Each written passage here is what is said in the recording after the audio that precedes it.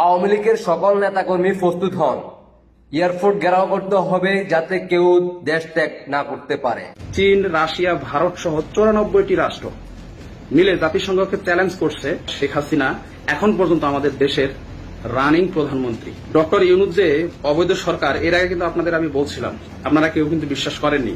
তার মানে শেখ হাসিনা এখন পর্যন্ত আমাদের দেশের রানিং প্রধানমন্ত্রী। এটা ইতিমধ্যে আপনারা অবশ্যই জানতে পারছেন এবং আজকের ভিডিওটা যদি আপনারা সম্পূর্ণ দেখেন অবশ্যই বুঝতে পারবেন। কারণ রানিং আমি আজকে সারাদিন দেখতেছি বিভিন্ন গ্রুপ, বিভিন্ন পেজে একটাই সংবাদ, সেটা হলো চীন, রাশিয়া, ভারত সহ 94টি রাষ্ট্র মিলে জাতিসংঘকে চ্যালেঞ্জ করছে যে ডক্টর ইউনূস সাহেব অবৈধ সরকার। তার মানে শেখ হাসিনা এখন পর্যন্ত বাংলাদেশের বৈধ সরকার। সেই ডকুমেন্টগুলোই আপনাদের সঙ্গে আজকে আমি শেয়ার করব। অবশ্যই সঙ্গে থাকবেন এবং আওয়ামী লীগের যারা ভাই বোনেরা আছেন অবশ্যই ভিডিওটা বেশি বেশি শেয়ার করে সারা বাংলাদেশ সহ সকল জনতার সামনে এই ভিডিওটা পৌঁছে দেবেন, যাতে সবাই সঠিকটা জানতে পারে। কারণ সবকিছুর রুলস অফ রেগুলেশন রয়েছে।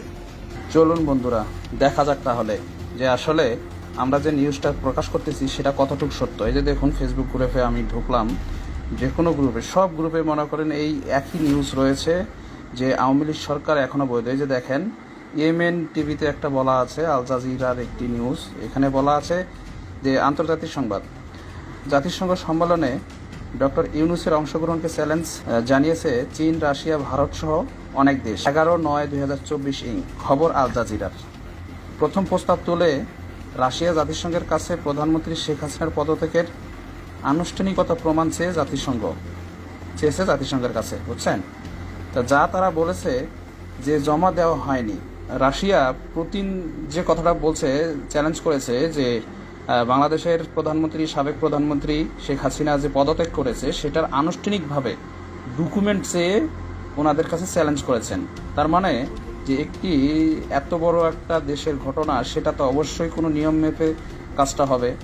সেটা হচ্ছে জাতিসংঘ সাধারণ পরিষদ থেকে জানিয়ে দেওয়া হয়েছে এই নথিপত্র ছাড়া কোনোভাবেই মানে বর্তমান সরকারের উপদেষ্টা ইউনূস সাহেবকে বৈধতা পেতে পারে না। তার মানে জাতিসংঘ কিন্তু অলরেডি জানিয়ে দিয়েছে যে শেখ হাসিনার যে নথিপত্রগুলো রয়েছে সেটা যতক্ষণ পর্যন্ত না পাওয়া যাবে, তার মানে যেটা নেই সেটা পাবে কোথা থেকে, তাই না? শেখ হাসিনা তো সুষ্ঠুভাবে পদত্যাগ করেননি, কিংবা আদৌ হয়েছেন কিনা সেটা তো জাতি জানে না। তো যাই হোক, সেটা যেহেতু নাই, তার মানে বোঝা যাচ্ছে যে শেখ হাসিনা পদত্যাগ করেনি। তার মানে ডক্টর ইউনূস সাহেব কিন্তু অবৈধ সরকার, আর শেখ হাসিনাই কিন্তু এখন পর্যন্ত বাংলাদেশের রানিং সরকার। তো আজকে রাশিয়া, চীন, ভারত সহ অনেক দেশ যে ইউনূসকে